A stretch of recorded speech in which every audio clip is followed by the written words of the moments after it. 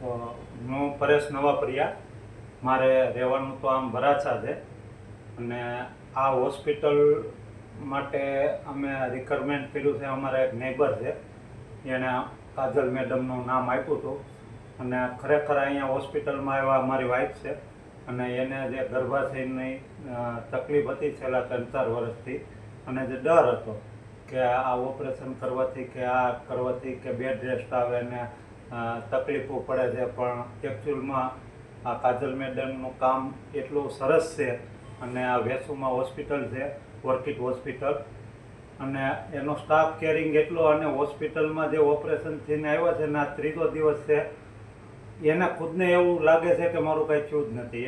એટલું કમ્ફર્ટેબલ અને એટલી રાહત મહેસૂસ કરવી હતી અને બહુ સરસ આ કામ છે.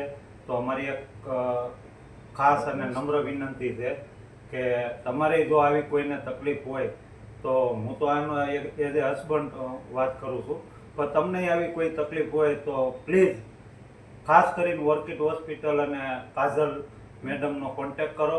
અને ઘણી બધી જે માન્યતાઓ તમે ઘર કરીને બેઠા છો કે આજુબાજુના લોકો અથવા કોઈને ઓપરેશન થયું હોય કે આટલો બધો રેસ્ટ આવશે ને આ આવશે ને આવી ટ્રીટમેન્ટ થાય ને આવી તકલીફો આવશે અને આવું થશે, તો એમાંથી પણ તમને અહીંયા આવશો એટલે સાચી દિશાની સાચી ટ્રીટમેન્ટ અને સાચું નોલેજ અને નો પેઇન અને એ રીતનું તમારું કામ સરસ થશે. Thank you very much. Orchid hospital. હું નવાપરિયા મનીષા. મેં ગર્ભાશયનું ઓપરેશન કરાવ્યું અહીંયા.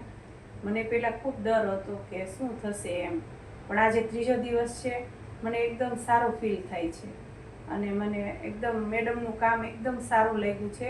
એટલે કોઈ પણ લેડીને આવી રીતના જે તકલીફ હોય એ વિના ડર અહીંયા ઓપરેશન કરાવી નાખજો. એમ ઓર્કિડ હોસ્પિટલનું કામ એકદમ સરસ છે. Thank you.